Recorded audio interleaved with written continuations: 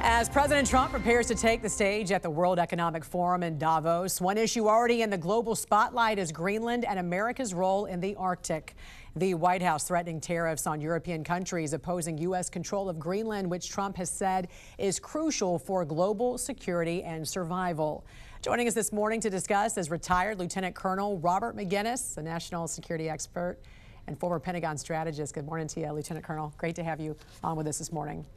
Morning, Jan.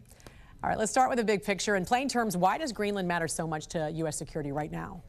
Well, the national security strategy the president published last month basically talks about a 21st century Monroe doctrine that has much more to do with actual security from the northern flank than it does in the southern flank. We took, Maduro and put Venezuela on the map here recently because of, in part because of the Chinese influence, the Iranian influence. Well, to the north, we've long had a problem with access to our front door, basically through the Arctic, because old Soviet bombers and missiles could easily access, across the pole. And so we have to have an early warning mechanism up there. And Greenland is an integral part of that open door policy that we have to, shut. And so the president is resilient on this. He's not going to go back. He's going to stick to his guns on this issue.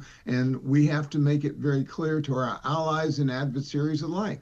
And this isn't just about missiles and radars anymore. We know the Arctic itself is changing. You even wrote in your article that Arctic shipping routes are no longer really hypothetical. Russia, we know, is militarizing them. China has been positioning itself for long-term control. Talk about what's happening right now. What are our adversaries doing in the Arctic? How concerned should we be?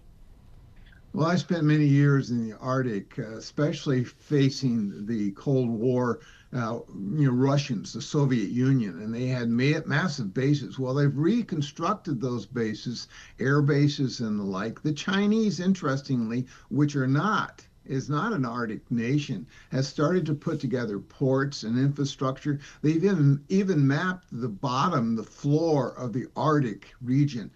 So the Chinese are very insistent upon having access and using that, in a very large geographic area along with the Russians. And so there will be a vacuum created if we allow that to be occupied by the Russians and the Chinese. We have to, really answer that in part, not just from Alaska, but also from Greenland and northern Canada. Otherwise, we're incredibly vulnerable.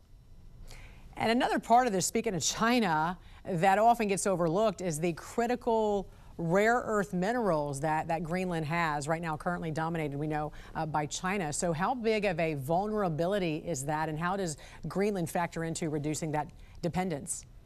Well, your iPhone, sophisticated weapons, all this high-tech stuff we put in outer space depends upon, to a large degree, on rare earth minerals. And, the Chinese dominate the world's market. They not only mine it, but they process it and they sell it to us. And so to have access, much like Eastern Ukraine, to rare earth minerals, we need Greenland. Greenland has not only rare earth, but also uranium, which of course we're becoming more dependent upon for nuclear reactors.